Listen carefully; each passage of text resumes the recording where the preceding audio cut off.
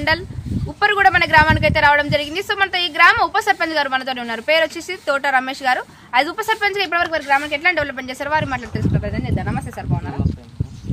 మా ఊళ్ళో ఇంత ముందు సిసి రోడ్డు పోసి పల్లె ప్రకృతి. ఆగండి. మీ పేరు? రమేష్, ఉప సర్పంచ్ని. మా విలేజ్లో గత 5 సంవత్సరాలు సిసి రోడ్లు కానీ, డంపింగ్ వార్డు, రైతు వేదిక ఇలాంటి డెవలప్మెంట్ బాగా చేసాము మేము. మళ్ళా వాటర్ ప్రాబ్లం కూడా ఏం లేకుండా, ఇబ్బంది లేకుండా చేసినాం. ఇప్పుడు ఉన్న కాంగ్రెస్ పార్టీ ఇందిరా మిల్లాన్ని ఇచ్చింది, పేదవాళ్ళకి అందకుండా డబ్బున్న వాళ్ళకి పోతున్నాయి. పార్టీ విధంగా కూడా ఇచ్చేస్తారు వాళ్ళు. మేము పార్టీలకు అతీతంగా అందరికీ ఏ పనైనా చేసినాం, కానీ ఇప్పుడు పార్టీలకు అతీతంగా ఇందిరా మిల్లు మొత్తం వాళ్ళు కాంగ్రెస్ వాళ్ళకి ఇస్తారు. బీఆర్ఎస్ పార్టీ అన్న వాళ్ళకు ఎవరికి ఇవ్వలేదు. మీ గ్రామంలో ఎట్లాంటి సమస్యలు ఉన్నాయి? ఇప్పుడు గ్రామంలో సమస్యలు అంటే ఇప్పుడు సిసి రోడ్లు కొన్ని ఉన్నాయి, అయిపోయాలి.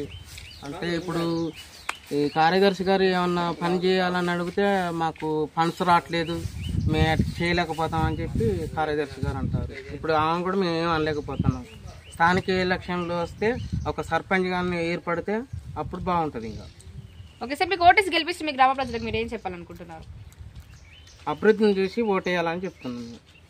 గత 5 సంవత్సరాలు గెలిపించిన వాళ్ళందరికీ ధన్యవాదాలు. ఓకే సార్, స్థానిక ఎన్నికలు రాబోతున్నాయి, మీరు మళ్ళీ నామినేషన్ ఏమైనా వేయాలనుకుంటున్నారా?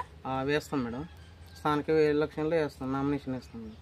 బీఆర్ఎస్ ప్రభుత్వం హయాంలో లేకపోవడం మీకు ఎలా అనిపిస్తుంది? బీఆర్ఎస్ పార్టీ ఉన్నప్పుడే బాగుంది.